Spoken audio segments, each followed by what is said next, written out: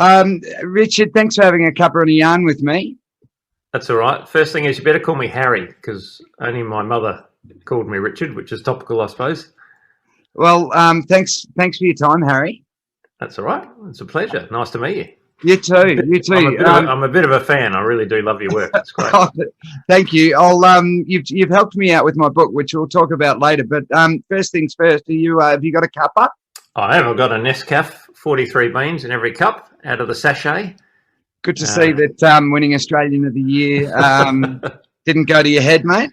No, well, that's partly because I'm in a hotel room, but actually I'm not really a coffee snob. I think years of working as a junior doctor, late nights in a hospital meant that International Roast, became my friend. And actually, Mum and Dad always had International Roast at home, and I thought that was really posh coffee when I was a kid. International Roast.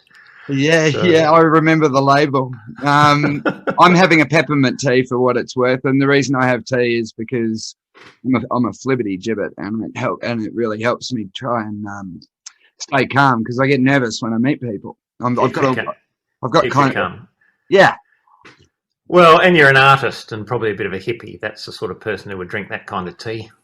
You know me pretty well. If I was to prescribe 2 words to myself, I'd say the artist word's a bit stigmatized in Australia. I'd say creative and a hippie. Yeah. Okay. Fair call. We're going to talk about what you're better known for or well known for later on, if that's okay, because. I've got, and thank you for helping me with my book, which we'll talk about later.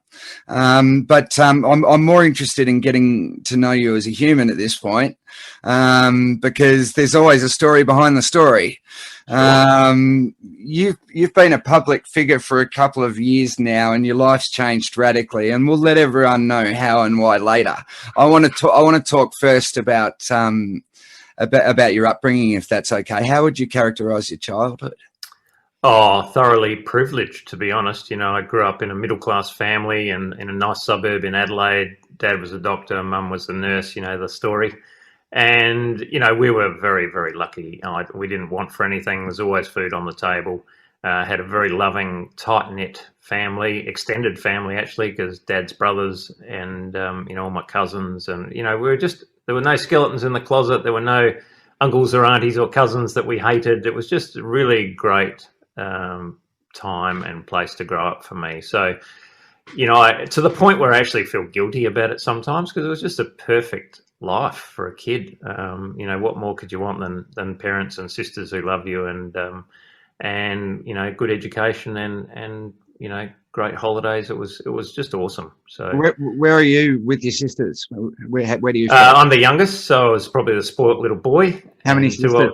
Two older sisters. Same. I'm the youngest with 2 older sisters as well. Is that right? Well, I think that was hugely important in my development, having older sisters, because whilst I probably turned out a bit soft because I didn't have a brother to beat me up regularly, what I did have was 2 older advisors on the ways of the female species. So yeah. I think it actually really softened me and made me a nicer person, having that female input, and it's something I feel very lucky to have had. And I'm incredibly close to my sisters still, and we all live within about 1 kilometre of each other, which is the Harris Way.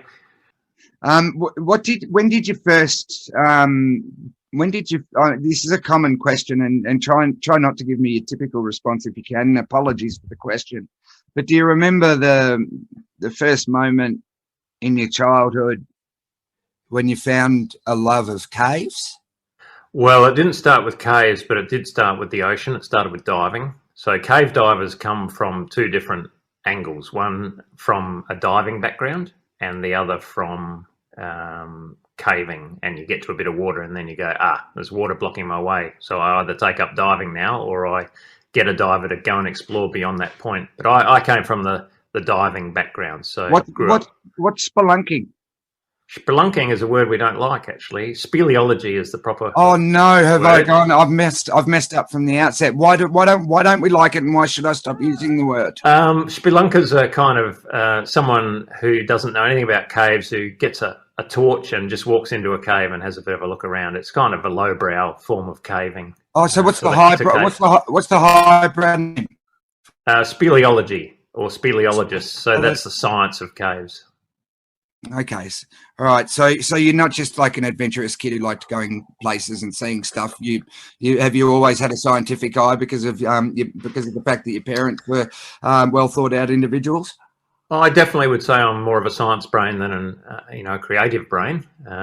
But I've always been a bit adventurous, but not that tough, like not Mount Everest adventurous. Just enjoyed the outdoors and the love of the ocean and the beach. And Dad was right into small boats and catching fish to eat and that sort of stuff. So I sort of grew up around the water. I loved marine biology when I was a kid. I was fortunate enough to move to a suburb near a little inlet called Half Moon Bay, and the snorkeling goggles came out, and I was just there every day. And I told Dad that I wanted to become a marine biologist. And my dad was a bookish sort, and he only had one book on marine biology. And he gave it to me and said, well, study that and find out whether you're really interested in it. I couldn't understand the book. It was above me. And remember the name of the book? I remember the size of it and the color, and I believe it had the words marine biology in the title. Okay. But that wasn't the entire title. And I'm talking many years ago now. I would have only been 8 or 9. Now I could read Dickens, but I had no problem reading stories, even adult stories when I was younger. I loved adult stories, but this book, I just couldn't get through it. And Dad insisted that I stick with it. And I went off on a canteen camp. My sister had cancer when she was 11. And so I ended up going off on these camps every school holidays with the Australian Teenage Cancer Patient Society. They let me in early. I was about 11 or 12 when I joined. And I went off to a canteen camp one time, and Dad said, don't forget to take your marine biology book, and at least try and do a few pages while you're gone. And I said, yeah, no worries. And of course, forgot all about it. And I got back from camp, and he said, now, how many pages did you get through? And I said, look, Dad, it was busy. I was pretty social. There were lots of activities to do, and I struggled to get the spare time. So I only read 6.5 pages. Well, I've got an interesting story. Hang on, wait. He said, well, how could you have read 6.5 pages when you left the book at home? And then he held up the book and he said, Sam, I don't ever care if you bullshit other people. Just don't bullshit yourself. Yeah. And that provided a really valuable lesson for me. You've got a similar story? Well, I've just realised where we diverged in our childhoods, because I remember reading Great Expectations at school, and it was like torture for me. I tried to read it, and every night, it was a mandatory book in English, and every night I can remember trying to get through like 2 pages, and it was killing me. I couldn't read it. But my first interest in marine biology, which I actually applied for and was going to do when I left uni, was from a family friend who gave me a book called The Marine Fishes of South Australia, Marine and Freshwater Fishes of South Australia. That sounds much more accessible than what I had. Well, it had pictures, lots of pictures in it. Oh. I read it from cover to cover and tried to memorize all the Latin names of the fish and stuff. And so I can see that that's where we parted ways at that point in our childhood, Sam, and you became a fabulous creative person and I became a science brain. Well, yeah, well, I mean, you said I'm not creative, I'm more sciencey, and I would argue that scientists are more creative than anyone. What do you think of that? Well, there's a lot of truth to that, actually, because most of the best musicians have a great maths brain, for example, and some of the doctors I know who are in the doctors' orchestra are brilliant people and great scientists. So you're quite right. And it's not a scientist's job just to be an empiricist. I mean, one has to solve problems if one is a scientist. So to solve problems, one must be creative, no? That's true, and you need a bit of philosophy as well, because obviously the ethics in medicine are of interest, and there's lots of stuff to it. So yeah, we've all got a bit of both, but one side dominates, I guess. Yes, well, I mean, you'd know. I mean, I'm a bit of a muppet, bit of a jack of all trades, master of none, but I do love to learn, which is why I'm so curious about you. You're known for one thing. I still don't want to talk about it, but I do want to ask you whether it annoys you. Like, I know that in your family and your friends circle and at work and stuff, you're not just known as this thing, but outside of your life bubble, you're known for one thing. I was known for one thing for a while, and it had its share of challenges for me. What's it like being famous for one thing? Well, I take the point of view that it's better than not being famous for anything. Although, having said that, I wasn't looking for fame. I mean, in your career, that is... Oh, nor was I. I wanted to be a Shakespearean actor. I wanted to go onto stage. I just made a lot of mistakes. I ended up famous for the wrong thing. But to be a successful actor, you would expect, and I guess therefore hope, that some fame would follow. Whereas I had because that by definition means that you've reached a certain level of achievement, I guess. Or status at the very least, Richard. Yeah. So, but I wasn't looking for it, and frankly, I didn't want it to start with. At least, I mean, it was flattering, of course. I don't need to tell you that all this stuff, how beguiling it can be to have people tell you that you're great at something. But I found it pretty uncomfortable, and still do, to be honest. And but the thing I look at is that it has opened some amazing doors and given me some brilliant opportunities. And talking to someone like yourself, wouldn't have happened without this thing happening. And I've got to meet some extraordinary people that I wouldn't have got to meet to, and I really love that and appreciate it. And I agree. I mean, if I hadn't have scored a couple of roles on a couple of TV shows, then I wouldn't be talking to you either. So I feel very, very similar, Harry. Very similar. Yeah. Now it's killing our audience who don't know at this point. So I'm gonna let you tell them why you're Australian of the Year in 2019, and just briefly. And you probably put something in the title of this podcast, didn't you? I don't think we've titled it yet, but I can if you want. The Secret Life of Harry. Yeah, well, I mean, I'm proud to be talking to an Australian of the Year, 2019. Why were you deemed fit for such an honour? Well, it all started in 2018 when Craig Challen, my good friend and dive buddy, and myself were asked to go over to Thailand to assist in the rescue of the 12 boys and their coach from the Tham Luang cave in northern Thailand. So these kids and their coach had wandered into the cave after their soccer match, and the floodwaters had come in behind them and trapped them in the cave. And they were there for 9 days without food, just drinking the cave water, until 2 British divers managed to find them 2.5 kilometres inside the cave. And both the British guys were friends and dive colleagues of ours, because it's a fairly small pool, I guess, in the exploration society or part of cave diving.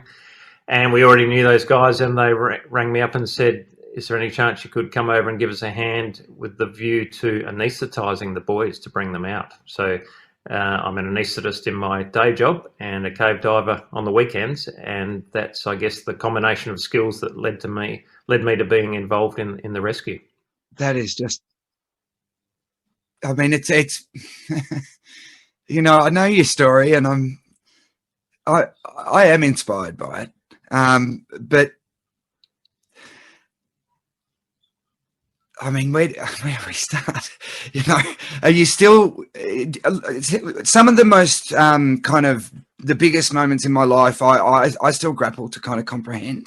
Have you come to terms with what happened yet? And how long has it been? 2.5 years. Yeah, 2.5 years. Look, I have come to terms with it, because to us, and this will sound trite maybe, or no, not false at all, modesty, but to us it didn't seem like a big deal. You know, Craig and I and a number of other friends had done a lot of much more difficult cave dives, you know, much more dangerous exploration in lots of parts of the world. So from a cave diving point of view, it was challenging, but we didn't feel like we were personally in any danger. From a medical point of view, I've kind of gone out of my way to seek adventure within medicine as well. I've worked in places like Vanuatu for a couple of years. I've done quite a bit of expedition medicine and aeromedical work, so you know, treating people in car accidents, jumping out of a helicopter, that's kind of stuff, which is exciting and difficult work, and very demanding on yourself. You know, you have to really think on your feet. So, but I wouldn't do that if I didn't enjoy it. So when this job came up, for me, it was just the collusion of these two life skills and I felt like I had been preparing myself all my life for this very event. And so when it happened, I was glad to be involved, you know, and, you know, if you actually enjoy something and go out of your way to do it and to get yourself invited even, then why would you think it was something bigger than Ben-Hur? And I think it was only when I came home and I realized the size of this global story that I was kind of like a deer in the headlights. And for a while, when I realized there's a lot of fuss going on and I'm not quite sure how I fit into all this. So I tried to hide basically for the first few months, and that was going quite well. It was quite effective until the Australian of the Year thing. And that was the end of me. And I realized at that point that it would be unkind, I guess, and disrespectful to that award to continue to hide. And so I actually thought about what my place in the world was at that point, and thought, you know what, I need to actually do something good with this thing and to respect, you know, what Australia has given me. And I guess that's when I turned my whole attitude around.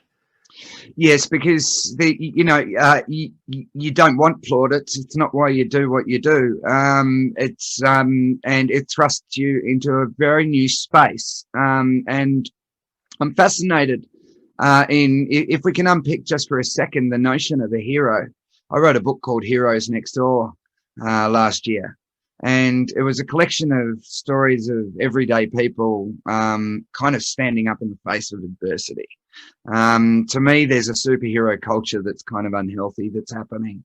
You know, we kind of deify people, and of course, no human can really be a hero, because we're all flawed. You know, so I've got all kinds of conflicting kind of thoughts about it, but I'm interested in what you thought about what a hero was to you before 2018. When you're a boy, what did the word hero mean to you? I think two different things. One was personal, and that was my dad, because to me he was, and Mum used to say, you know, because we were not a religious family, but I always remember Mum saying, you know, your dad is not religious, but he's the most Christian man I know. And I really liked that saying about him, because he was just the kind of person who would be kind and welcoming to everyone that he met. And you'd have to really try hard to get in his bad books or to hear him say something bad about you. You know, he's just one of those good people. And so, and you know, he worked hard, and yet he always made time for the family to take us out fishing and so forth, and to inspire this love of the ocean that I found. So, I mean, that's a hero. Anyone who can be that generous to their friends and their family is a legend. And the other more obvious thing, I guess, was, you know, film stars and captain the cricket team, and Don Bradman, and you know, people like that. Rick Davies, my favourite footballer back in the 70s when I was a kid. They were my heroes, I guess, which would be more expected response from a young boy. But my view has completely changed on all that now. And this will probably lose about 90% of your Australian audience, this next comment, but I'm a bit of an anti-sport hero person now, because I have very little tolerance for sporting champions who don't behave like champions or act with the responsibility that they have to young boys and girls in this country. So someone who cheats or doesn't conduct themselves in the right way, but it appears to carry on, in their role, that really makes me angry these days, because those kids think they're heroes, and maybe they're flawed. We're all flawed, as you said. And the other comment I'd make is that in one of my roles in a charity called Operation Flinders, which looks after disadvantaged youth, mainly in South Australia, after the kids do this abseiling challenge, we give them a bracelet that says courage is doing something that you are frightened of. And for me, that's the truth of the matter. Anyone can do something like I did, which wasn't frightening to me. That doesn't make me a hero. It's people who step up and speak out in the face of danger or adversity, or do something that truly frightens them for the right reasons. They're courageous heroes in my book. That's so well put. I couldn't agree with you more vociferously. How then, in light of how you feel, I'm sure how you feel now has changed, but how, when you were thrust into the international, and also so glaringly into the national public eye, how, once you were made a hero, deemed a hero, dubbed a hero, called a hero, written about as a hero, there's enough imposter syndrome that comes with fame, let alone accusations of heroism. How'd you go? Oh, well, they talk to us about the imposter syndrome when we're, lining up for this Australian of the Year award, and, they can't be more accurate. No one, I suspect, no one should believe that they are worthy of that award. Too right. And once you get it, then you look at all the images of the past recipients and go, God, I really don't belong here now. It just seems to get worse. So, but again, you just have to swallow that and put that aside and say, all right, well, what am I going to do with this? Because I remember I was giving a talk at a school in Adelaide, and this real tough-looking little nuggety kid in the front row slowly puts his hand up at the end and says, Dr. Harris, do you really think you deserve to be that Australian of the Year? And I went, the kids are just so honest. And it was a real light bulb moment for me. That's when I thought, you know what? No, I don't. But I think it's what I do with this award that will determine whether, you can judge me in 12 months' time to see if I was worthy of it. And so I just decided in that moment, very early on in the year, to really throw myself into it. So I can only assume that you parlayed your honours, your Australian of the Year honours, into helping this Flinders Rangers charity. Is that one of the ways in which you've leveraged it? And if it is or isn't, what other ways are you leveraging it? Well, I decided very early on, when they ring you up and say, or when you get this notice to say you've been nominated as an Australian of the Year candidate, and the first question they ask is, what do you stand for? And I go, I stand for being a doctor and being a dad and being a cave diver, but that's not really a national platform, is it? So, I was forced to sort of examine my values, and again, it was I just thought to myself, I've lived a very lucky, privileged, and somewhat selfish life, just pursuing my own interests, like probably most people do. And I thought, shit, if there's ever a time to give something back, this is it. So what am I interested in? What do I believe in? And it's, universally around kids and getting kids who struggle to have any kind of good experiences in their life out into the areas that I personally love and that I can share my passion for. So, the ocean, the outback, bush experiences, things like that. And so, I was kind of inundated with offers to, would you be an ambassador for this, or represent this, or speak on behalf of that? I thought, I'm someone who wants to do something properly if I do it, so I didn't want to spread myself too thin. So I just chose a couple of charities, to be honest, and one of them was Operation Flinders, and the other one is called the Kids Foundation, which looks after kids after trauma, particularly burns, and really worthwhile group of young people who are truly inspirational. And you probably know yourself from working with canteen kids that you get much more out of this than they probably do. So for me, it's been just a joy to work with some of these kids, either whether they're disadvantaged and disaffected or whether they've had these terrible injuries. You know, they have taught me more by far than I could ever offer them. So I love it. I absolutely love it now, and I wonder why I didn't do it before. Tell me, can you elucidate one moment with one kid where one thing was said that kind of crystallized the kind of the direction that you're going in? You know, is I'm looking for that moment, or for that kid that said something, or is there an example that you can give me of that? Actually, the most powerful example wasn't one that I directly spoke to. It was a friend of mine who's a GP said to me one day, "Harry, I just had this patient in. She's a 15-year-old girl. She's been struggling with depression for the last 3 years, and it's been spiraling down. And I've been very concerned about her, taking her own life, and she's in real strife. She came in last week with her mother, and she was a completely different girl. And the GP said to her, what's going on? You seem really upbeat today." And she said, "Last week I heard this guy speak at my school, and his name was Harris, and he talked about, this and that. And I don't know, it just clicked with me, and it just made me feel so much better about the future." And anyway, when my friend told me this story, I just... I thought, bloody hell, I have to be careful what I say, because, this has been a good story, but, I have to, I just felt the sense of the weight of responsibility that people in the public space have. And, but boy, that was, it was huge. Can I tell you mine? Yeah. Can I tell you mine? Yeah. I was a cancer advocate long before my sister got breast cancer. It's little known, but I've been banging the drum for cancer for a lot longer than is known. Many years ago, I rode a unicycle Sydney to Melbourne.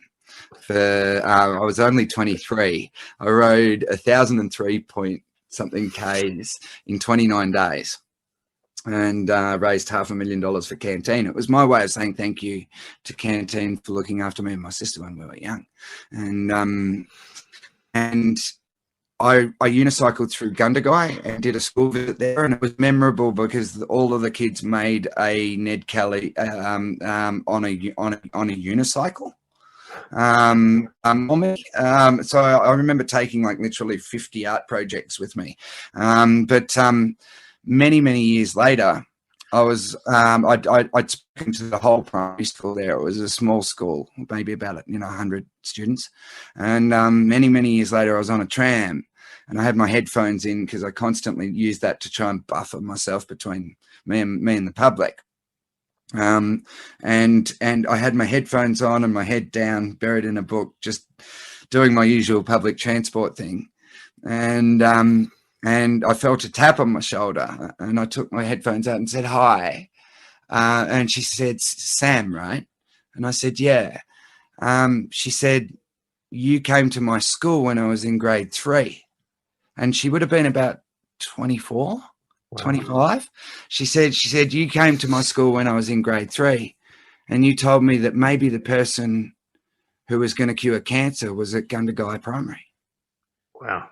And I realized that maybe I could help cure cancer.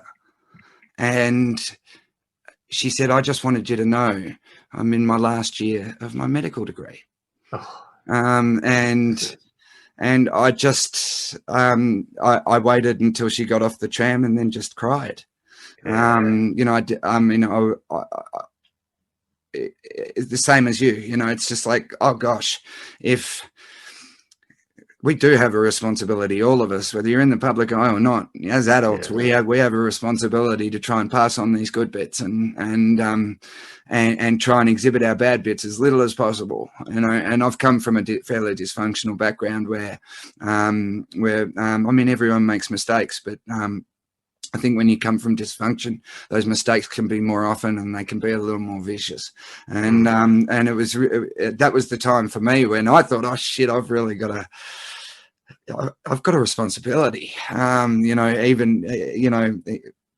in whatever way that may be. So I suppose we've had very similar journeys. Both of us have got older sisters who help shape us into kind of empathic, cooperative, kind of open men, rather than kind of that bust up your brothers thing. We both share a love for the ocean. We were both nominated for Australian of the Year.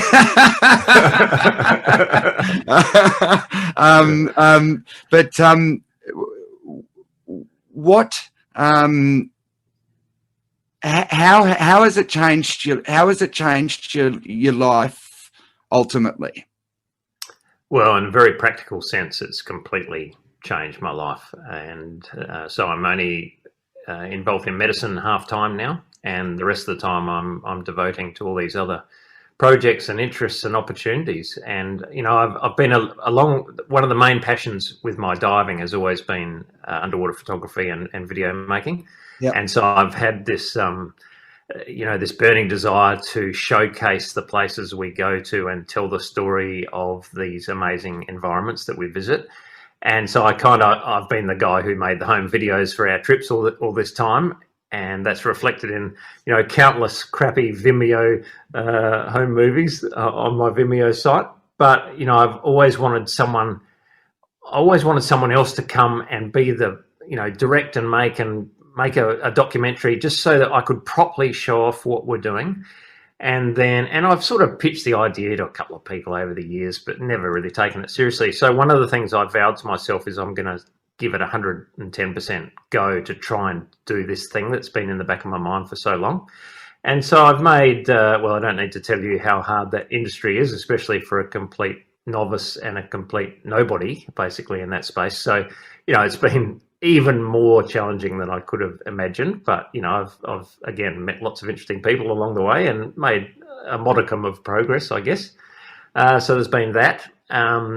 You know, the charities I've been doing, and been doing some corporate speaking to make up for all the money I'm wasting doing this other stuff like trying to make films.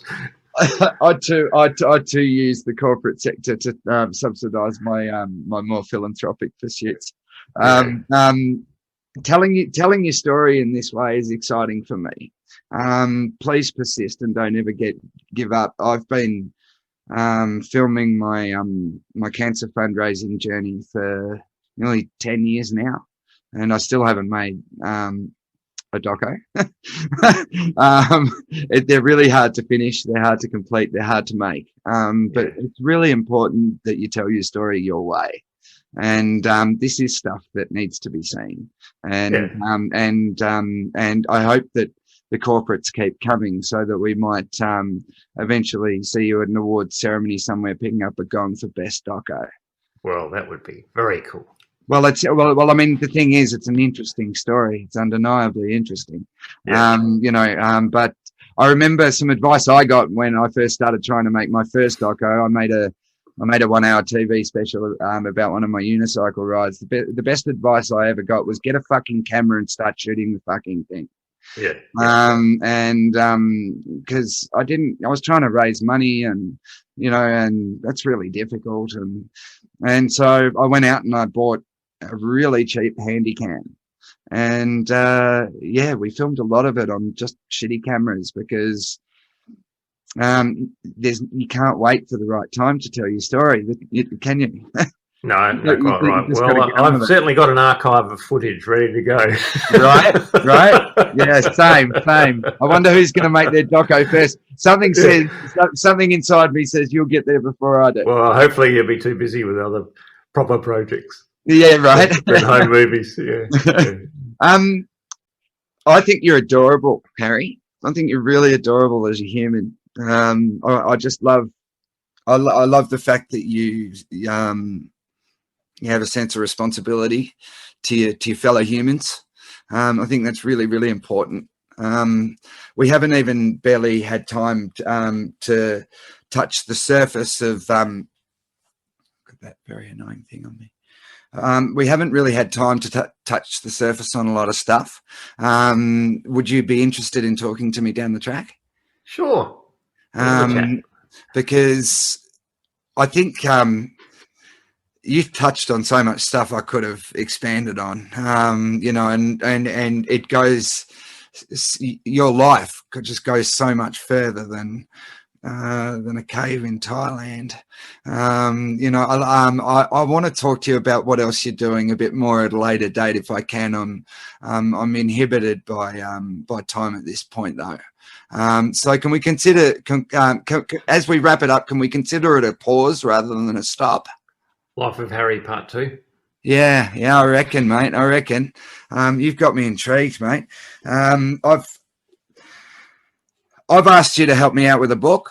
The book's called Dear Mum, and my mum killed herself when I was about 3, and my sister, Connie, really wanted to see her kids through and was curtailed by cancer. So our family has suffered from an absence of mothers. And this book, Dear Mum, which has just arrived, your copy's on its way. It's a gorgeous, gorgeous book. This book isn't just designed to raise money for cancer research. It's designed to celebrate mums. And I just love how you chose to celebrate yours. You're funny. You made me laugh out loud a couple of times. Can I just say, Sam, can I just say that I think I'm funny? Yeah, I do too. But my wife does not think I'm funny. And I'm often telling her that I'm a funny guy. Maybe well, you let it. Well, how could that be? I don't get that woman. Perhaps there's such a thing as too much funny. I was wondering whether you'd do me the favour, the honour, the privilege, because of course I've read your letter. I've read all of the letters. There's 90 wonderful letters. There's one other Australian of the Year that you're in there with. You're with some world-class athletes, some showbiz types, and just people who have done interesting things in all kinds of realms. I really hope that you're proud of the company that you're in. I certainly, having put together stuff like this before, this is an opus of sorts for us. This is definitely a book that I am very proud of. You come in on page 36, brother, and I was wondering, because I've read it. I was wondering whether you'd do me the honour of reading it out loud to me so that I can hear it as well as read it. All right, well, I'd love to. I'll probably have the imposter syndrome again when I see who else is in the book. The other thing is that Dude, how do you think I felt when I saw they put my letter in first? That's your book. That's exactly how I felt, you should mate. Go first. It's just, I mean, anyway. All right. Anyway, there's two warnings. Firstly, I read this for the first time in a while, a couple of days ago, and it made me cry again. So I can't guarantee that I'll hold it together while I'm reading it. And it made my sisters cry when I let them read it before I send it to you. So it was therapeutic to read it. So thanks for the opportunity. Dear Mum, I haven't gone mad. I know you died 3 years ago, but I miss you, and Samuel Johnson suggested I write a letter. It actually seems much longer since we lost you, because the ravages of dementia stole you away long before your frail body took its last breath. Speaking of which, the euthanasia debate is starting again in South Australia, and I hope it will get up, because there are many people who would not choose to end their life in pain, misery, or, as in your case, profound and fearful confusion and emptiness. On a happier note, Dad lived on in his hilarious and merry way, sucking the marrow out of life every day.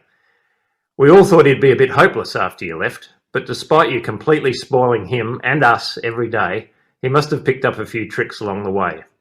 At least he could no longer blame you if his steak was overdone. Now, his alternate day diet of fillet steak, then salmon, with the constant of a salad and a couple or 3 glasses of white wine, was pretty much only interrupted if he came to one of our places for tea. And we usually gave him a steak then anyway. And every night he set the table for brekkie and put his milk in a little jug just like you did. I think those rituals helped keep you close for him. Without you there to remind him with your discreet signal, he sometimes sat with one of his testicles popping out the bottom of his shorts. But that just made us laugh and think of you. It'd be nice to know that you guys have hooked up again after Dad died 2 years ago. Now that was all a bit of a saga. You might know I'm kind of a big deal now. Those scallywag kids in Thailand got stuck in a cave and I headed out there to help with the rescue. So see, I told you guys all those years of cave diving would pay off. Anyway, everyone was pretty pleased with us, and we ended up meeting the Governor-General and the Prime Minister. But what you'll be most excited to hear is that we even met a couple of the royals, Harry and Meghan. Now, I remember as a kid, if the Queen or one of the royals would appear on the telly, we'd all shout out, "Royals!" and you'd come running in from the kitchen to watch. And we still do that sometimes at home, even though you aren't there. I wish I could have told you all about it in person. Of course, Dad died on the last day of the cave rescue, about the time the last child came out alive. Actually, I seem to recall that you hung on till the Queen's birthday, so maybe you do get to choose your time. I miss you both. Look after the old fellow wherever you both are. And please, don't write back. I would find that very disturbing. P.S. Did you get a copy of the Women's Day that we put in Dad's coffin? It had a picture of me and some of the royals on the cover. It's just so divine, that letter. I love your letter, which is why I was so glad when you said yes to my request to talk. It's so sad what happened to your mum, and you've lost both your folks. Another similarity that we share. And I think your letters are beautiful and touching tribute. And I love hearing about the royals part where you used to shout out royals, and if only she could have seen, hey? If only she I don't think she'd be too happy right now. She'd be very worried about young Harry and Meghan. Yeah, next time you're watching, watching the telly and the royals come out, I want you to yell out "Royals!" I promise. absolutely, and perhaps our listeners might expand the tradition. It's well, the copy is in the mail, and I thank you for your time. It's been a huge pleasure. I really enjoyed it. Yeah. Stay curious, eh? It's and keep doing what you're doing, and I look forward to a catch up soon. Thanks, mate. Thank you.